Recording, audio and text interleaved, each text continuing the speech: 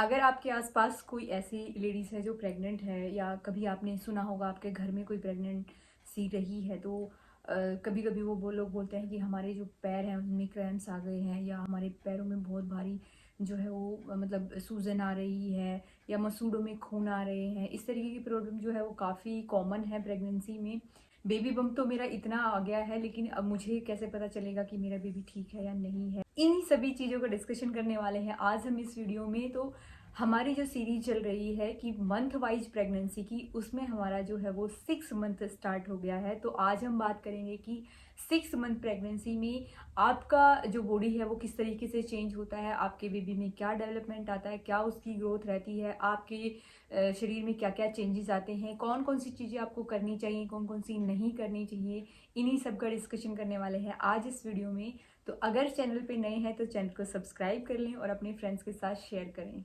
कुछ चीज़ें जो कि पहले प्रेगनेंसी में थी वो हमारी कैरी फॉरवर्ड होती हैं, जैसे कि कब्ज वाली प्रॉब्लम हो गई, या गैस वाली प्रॉब्लम हो गई, या जो डाइजेशन वाली प्रॉब्लम है वो जो है पूरी प्रेगनेंसी में आपकी चलती रहती हैं। लेकिन अब जो है आपको थोड़े से सिम्टम और नज़र आएंगे। उसमें क्या होता है कि क्योंकि अब आपकी जो बेबी है उसकी ग्रोथ जो है बहुत रैपिडली होती है, और आपका जो बेबी बम्प है वो भी बढ़ रहा है। इसका मतलब आपकी बच्चेदानी का साइज बढ़ रहा है, यूट्रस का साइज बढ़ रहा है। तो वो क्या करती है ना कि जब साइज बढ़ता है यूट्रस का, तो जो पेट के जो बाकी अंग होते हैं उनको डिस्टर्ब करना शुरू कर देती है।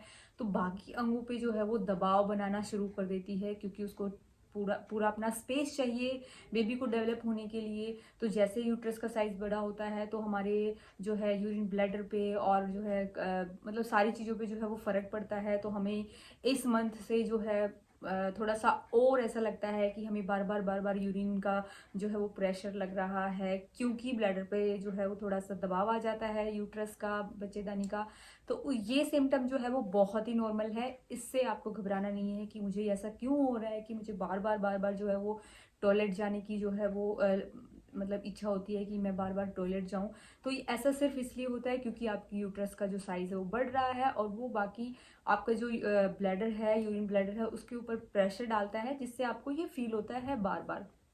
इस मंथ में बहुत जो लेडीज़ हैं उनको खर्राटे लेने की प्रॉब्लम भी आ जाती है, क्योंकि क्या होता है ना कि आपका जो है ना कहीं सांस लेने में प्रॉब्लम आ जाती है। कई बार गैस इतनी ज़्यादा हो जाती है, और कई बार जो है बहुत सारे रीजंस हो जाते हैं छोटे छोटे, जिससे कि ऐसी प्रॉब्लम्स आ जाती हैं। बट ये प्रॉब्लम नहीं है, ये कॉमन से सिम्टम है। तो आपको इनसे घबराना नहीं है। पैरों में सूजन आ गई है तो आप अपने पोस्चर्स जो है वो ठीक करके बैठ सकती हैं। जब आप सोफे पे बैठ रही हैं या पलंग पे बैठ रही हैं, तो पैरों को बिल्कुल लटका के ना बैठें, उनके नीचे कुछ जैसा सपोर्ट जैसा कुछ रख लें जिसके ऊपर पैर रखा जा सके। तो इस तरीके से अगर आप करेंगे तो ये सिम्टम जो है वो भी मतलब आपके नहीं रहेंगे, वो भी ठीक हो जाएंगे। बार जो है ब्रश वगैरह करते टाइम हमारे मसूड़ों से जो है खून वगैरह आने लग जाता है हल्का हल्का।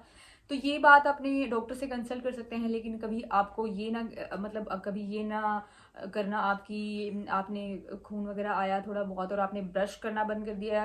तो हाइजीन हमेशा मेंटेन करके रखनी है। आप हमेशा मतलब ब्रश कर सकते हो, चाहे आप नॉर्मल जो नीम की दातुन वगैरह होती है उनसे भी कर सकते हो, या फिर नॉर्मल जो आपके ब्रश हैं और पेस्ट है उससे भी कर सकते हैं। तो ऐसा कुछ नहीं है कि अगर मसूड़ों से खून आ रहे हैं तो आपको जो है ब्रश नहीं करनी है, आप कर सकते हैं। लेकिन आप जो है सॉफ्ट ब्रिशल्स वाले जो ब्रश होते हैं उससे आप ब्रश करिए, तो आपको काफ़ी आराम मिलेगा। क्योंकि अब यूट्रस का साइज जो है वो बढ़ जाता है तो इंडाइजेशन बहुत ज़्यादा होता है। तो आपको जो है गैस की प्रॉब्लम बहुत ज़्यादा होती है, सीने में जलन रहती है। तो उससे कई बार क्या होता है हेडेक वगैरह भी हल्का फुल्का आपको होने की थोड़ी सी समस्या हो सकती है। तो उससे आपको घबराना नहीं है, ये बहुत ही कॉमन से सिम्टम है। अगर बहुत ही ज़्यादा इनमें से कोई प्रॉब्लम आपको आ रही है तो आप अपने डॉक्टर से ज़रूर कंसल्ट करें। बात कर लेते हैं कि बेबी में क्या क्या चेंजेस आते हैं। तो 6 मंथ में आपका बेबी 10 से 15 जो इंच का हो जाता है, मतलब मैक्सिमम 15 इंच और मिनिमम 10 इंच का कम से कम होना चाहिए। अगर आप अल्ट्रासाउंड वगैरह कुछ कराते हैं तो उसमें जो है आपको दिख मतलब मेजर बता देते हैं कि इतने इंच का है बेबी, और आप खुद भी अल्ट्रासाउंड की रिपोर्ट्स वगैरह पढ़ सकते हैं। अगर आपको अल्ट्रासाउंड रिपोर्ट्स किस तरीके से पढ़ी जाती है अगर वो नहीं पता है तो आप कमेंट कर सकते हैं। मैं आपके लिए एक फुल डिटेल जो वीडियो है वो आपके साथ शेयर करूंगी कि आपका प्रेगनेंसी का जो अल्ट्रासाउंड है आप उसको कैसे घर पे पढ़ सकते हैं, कैसे समझ सकते हैं कि उसमें जो टर्म्स लिखी होती हैं उसको कैसे समझते हैं। अगर बात करें बेबी के वेट की, तो यहाँ 500 से 900 ग्राम तक का उसका वजन हो सकता है बेबी का 6 मंथ में, जो कि एक हेल्दी बेबी में जो है उसको काउंट करेंगे। इससे हमें ये पता चलेगा कि हमारा जो बेबी है उसकी जो ग्रोथ है वो काफ़ी अच्छी हो रही है।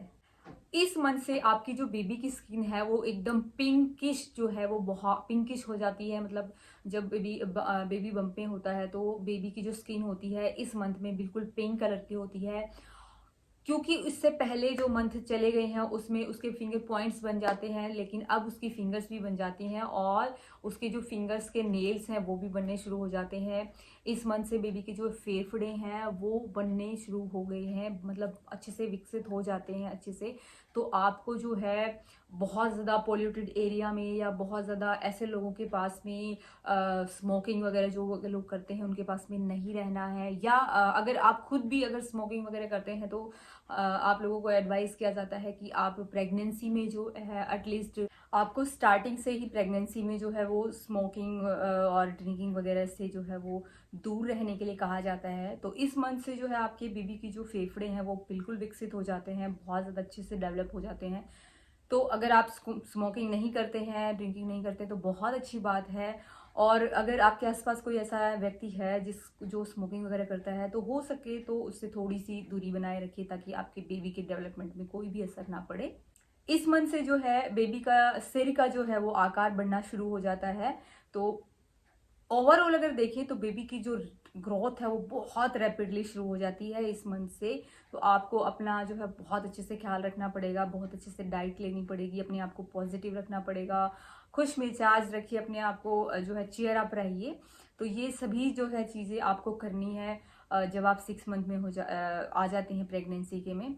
अब बात कर लेते हैं कि सिक्स मंथ प्रेगनेंसी में अगर मदर की तरफ देखा जाए तो मदर की बॉडी में क्या क्या चेंजेस आते हैं, क्योंकि अब आपका जो बेबी बम्प है वो बहुत ही अच्छे से दिखने लग गया है। तो आप उस मोमेंट को जो है वो एंजॉय कर सकते हैं।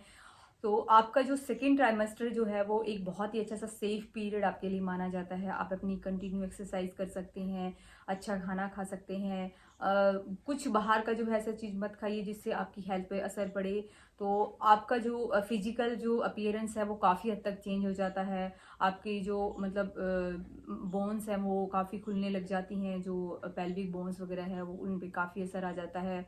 और आपकी जो है ना इस मंथ में काफ़ी जो है मूड स्विंग्स, अगर आपने नोटिस किया होगा तो इस मंथ में जो है मूड स्विंग्स बहुत ज़्यादा होते हैं लेडीज़ में 6 मंथ से।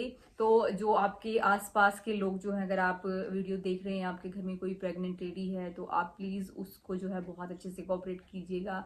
अगर उसका मूड जो है हल्का फुल्का भी आपको लग रहा है कि या तो वो चिड़चिड़ी हो रही है या वैसे कुछ हो रहा है, तो प्लीज़ उसको समझने की कोशिश कीजिएगा, क्योंकि हार्मोनल चेंज जो है वो बहुत ही रैपिडली होता है प्रेगनेंसी में। तो हो सकता है कि वो कुछ देर में ही जो है वो बहुत ही अच्छा सा महसूस करे, बहुत चीयर अप हो, कुछ देर में ही जो है बहुत ज़्यादा उसको ऐसा लगेगा कि वो बहुत ज़्यादा क्राई करने का मन कर रहा है, बहुत रोने का मन कर रहा है, कभी मूड ऐसा रहेगा कि बस सिर्फ मुझे सो जाना है, कुछ नहीं करना है। तो इस तरीके के जो मूड स्विंग्स है ना 6 मंथ में बहुत ज़्यादा स्टार्ट हो जाते हैं। तो ये कॉमन से कुछ सिम्टम है जो आपकी प्रेगनेंसी में जो है 6 मंथ में स्टार्ट हो जाते हैं। तो अब बात कर लेते हैं कि क्योंकि हमें प्रेगनेंसी हेल्दी रखनी है तो हमें कौन सी डाइट जो है वो फॉलो करनी है, कौन सी चीज़ें नहीं करनी है।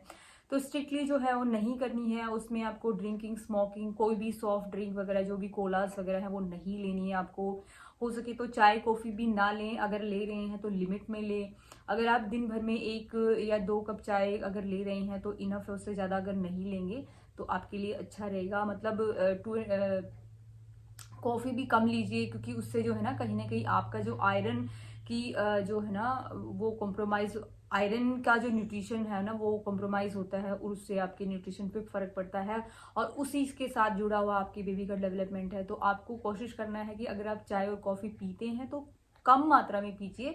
और जैसे मेरी प्रेगनेंसी थी तो मैंने भी चाय कॉफ़ी पी है, लेकिन मैं क्या करती थी, क्योंकि मैं बहुत ज़्यादा चाय नहीं पीती हूँ लेकिन पीती हूँ, तो मैंने आधा कप चाय सुबह पीती थी, आधा कप शाम को पीती थी।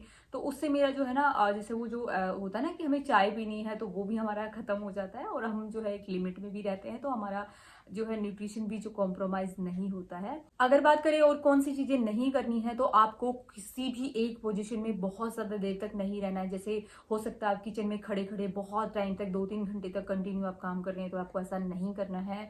अगर आप काम कर रहे हैं तो 1-1.5 घंटा, अगर 1 घंटा आपने काम कर लिया तो आप 5-10 मिनट का बीच में ब्रेक ले लीजिए।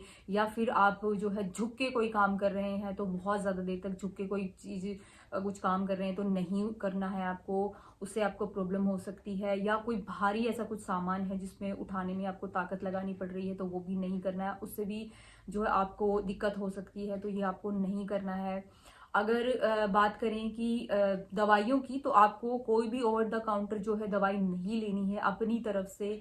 और जब भी आपको कोई दवाई लेनी है, या तो आपको जो है डॉक्टर आपको बता ही देता है कि आपको कौन कौन सी दवाइयाँ लेनी है, जैसे कि आपकी नॉर्मल जिंक, आयरन वगैरह की जो चलती हैं, कैल्शियम वगैरह की, विटामिन वगैरह की जो दवाइयाँ चलती हैं, जो आपका डॉक्टर आपको देता है, वो आप ले सकते हैं। अदरवाइज कोई अगर आपको ज़रूरत पड़ती है, आपको कोई प्रॉब्लम आती है, जैसे आपको खांसी जुकाम हो गया या कुछ और प्रॉब्लम आ रही है, तो बिना डॉक्टर की सलाह के आपको दवाइयाँ नहीं लेनी है।